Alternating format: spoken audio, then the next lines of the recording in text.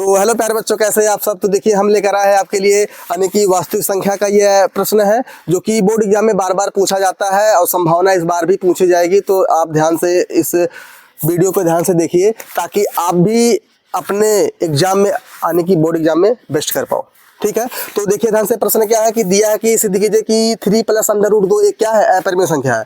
तो इस तरह के इस टाइप के प्रश्न आए तो सबसे पहले दिमाग में आपके आना चाहिए कि भाई जब भी इस तरह का टाइप के प्रश्न आए आप माइंड में यही सोचो कि भाई हमें उसके विपरीत मानना। जैसे यहाँ पे दिया कि सिद्ध कीजिए कि 3 + √2 क्या है, एक अपरिमेय संख्या। आप मान लो कि 3 + √2 क्या है, एक अपरिमेय संख्या। तो आइए स्टेप बाय स्टेप जानते हैं कैसे किया जाएगा। तो आप ध्यान से देखिए। तो यहाँ पे लिखेंगे, सबसे पहले लिखेंगे हल, आने की लिखेंगे हल। आप मान लीजिए कि माना कि 3 + √2 एक क्या है, एक परिमेय संख्या है। माना 3 + √2 क्या है, एक परिमेय संख्या है। और अगर परिमेय संख्या है तो 3 + √2 एक परिमेय संख्या यानी कि P/Q के क्या है, बराबर है। आप जहां लिख दोगे क्या, जहां लिखोगे क्या कि जहां P व Q क्या है, पूर्णांक है। जहां P और Q क्या है भाई, पूर्णांक है। और Q जो है 0 के बराबर नहीं है। आप इतना सारा लिख लोगे। उसके बाद आप क्या करना, देखिए ध्यान से। अब आपको क्या करना भाई, ये √2 है उसको एक तरफ रखो, बाकी 3 को यानी कि P/Q की तरफ भेज दो। कैसे करेंगे यहाँ पे देखो ध्यान से। तो √2 ऐसे ही रहेगा यानी कि P/Q और माइनस में क्या हो जाएगा यहाँ पे 3। तो यहाँ से एलसीएम लेकर के यानी Q और एक का एलसीएम क्या हो जाएगा, Q और एक का एलसीएम क्या होगा, Q। अब Q से Q में भाग देंगे P आएगा और 1 से Q में भाग देंगे, सारा कुछ पता होगा, क्या हो जाएगा 3Q। अब यहाँ ध्यान से देखना है, क्या करना है, इसको मानना है समीकरण नंबर क्या, 1। समीकरण नंबर क्या मान लेना है इसको, 1। अब क्या लिखेंगे आप भाई, चूंकि P और Q पूर्णांक है तो जाहिर सी बात है P - 3Q भी पूर्णांक होगा और Q भी पूर्णांक होगा। तो आप यहाँ पे लिखिए कि चूंकि कि P व Q क्या है भाई, पूर्णांक है।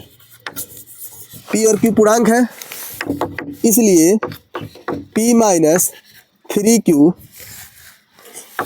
कामा या तथा Q भी क्या होगा, पूर्णांक है कि नहीं। अरे भाई अगर P और Q पूर्णांक है तो P - 3Q पूर्णांक होगा तो Q भी क्या है, पूर्णांक है। अब ध्यान से आप देखिए कि आपने क्या सीखा भाई कि पूर्णांक को पूर्णांक से भाग दिया जाए तो उसका जो भागफल होता है वो पूर्णांक बने या ना बने, परिमेय संख्या जरूर बनता है। इतना तो पता होना चाहिए भाई, पूर्णांकों को पूर्णांक से भाग दिया जाएगा तो पूर्णांक उसका भागफल पूर्णांक बने या ना बने लेकिन परिमेय संख्या जरूर बनता है। तो अगर यह ऊपर भी पूर्णांक नीचे भी पूर्णांक, इसका मतलब है क्या हो जाएगा, P - 3Q क्या हो जाएगा, एक परिमेय संख्या हो जाएगा। अतः आप लिख दोगे, अतः लिखोगे कि P माइनस में 3Q और बटे में Q एक क्या है, एक परिमेय संख्या होगा, एक परिमेय संख्या होगा। लेकिन समीकरण नंबर 1 क्या है भाई, लेकिन समीकरण 1 से क्या हो रहा है भाई कि P - 3Q बटे Q एक क्या है, अपरिमेय संख्या है, अपरिमेय संख्या है कि नहीं। यहाँ से दिख रहा भाई ये परिमेय संख्या है क्योंकि दोनों पूर्णांक है तो परिमेय संख्या है। लेकिन समीकरण नंबर 1 क्या कह रहा भाई, ये अपरिमेय संख्या के बराबर है तो अपरिमेय संख्या है। इसका मतलब क्या भाई, कोई भी संख्या परिमेय भी हो सकता है, अपरिमेय भी हो सकता है। ऐसा संभव है क्या, नहीं संभव है। अतः क्या हो जाएगा, अतः लिखेंगे अतः ऐसा संभव नहीं है, ऐसा संभव नहीं है यानी कि हमारे पास क्या हो जाएगा भाई, हमारे पास ऐसा संभव नहीं है। अतः हमारी क्या हो जाएगा,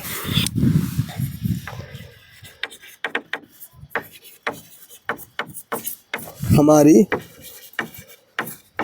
पूर्व की कल्पना क्या है, असत्य है। पूर्व की कल्पना जो हमने पूर्व में कल्पना कर लिया था कि परिमेय संख्या वो असत्य है। 3 + √2 एक क्या है,